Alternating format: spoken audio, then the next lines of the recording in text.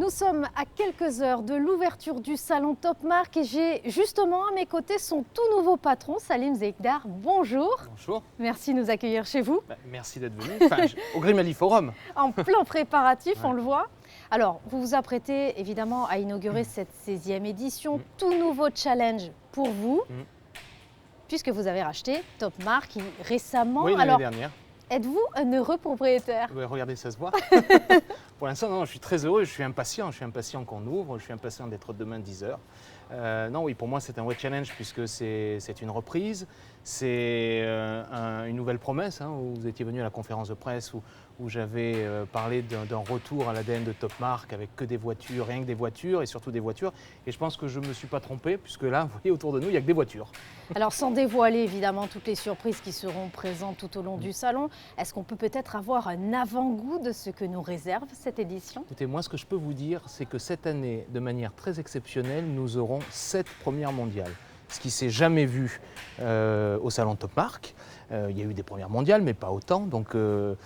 Et puis, dans ces premières mondiales, nous avons de grandes marques comme Aston Martin ou McLaren qui ont choisi Top Marque pour dévoiler en avant-première mondiale leur futur leur modèle. Donc là c'est une certaine fierté, on est très heureux.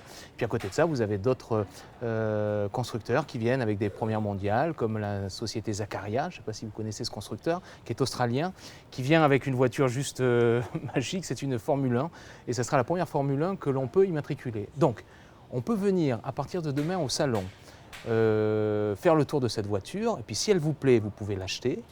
Aller au titre de la circulation à Fontvieille, immatriculer la voiture et à partir de samedi, rouler avec.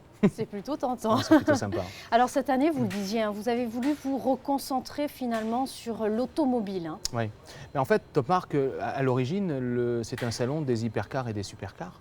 Et j'ai voulu, en reprenant ce salon, revenir justement à cette source, à cette origine, pour essayer de faire en sorte que Monaco devienne la référence internationale du supercar et de l'hypercar, au moins pendant une semaine par an.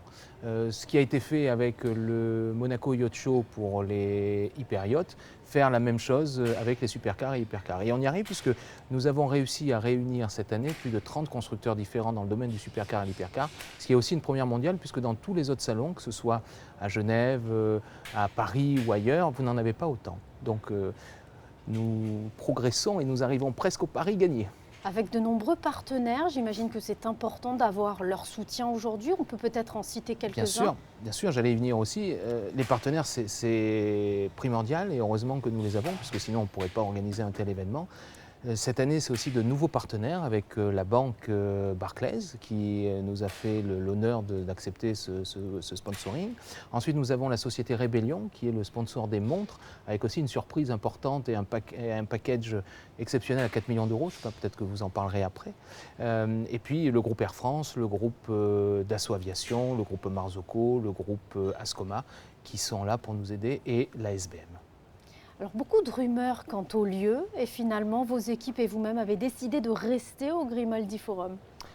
Oui, parce que je pense que c'est l'endroit où il faut être pour ce type de salon.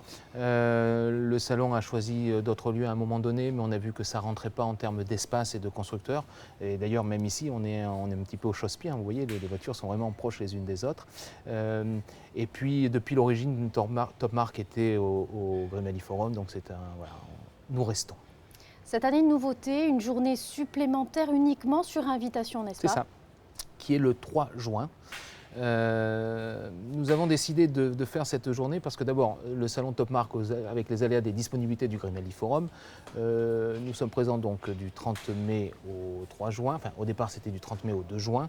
Et ça tombe en plein pendant l'ascension. Donc du coup, pour permettre aux gens qui auraient décidé de faire le grand pont et partir de Monaco, on leur a réservé une journée qui est la journée du 3 et qui se fera effectivement que sur invitation.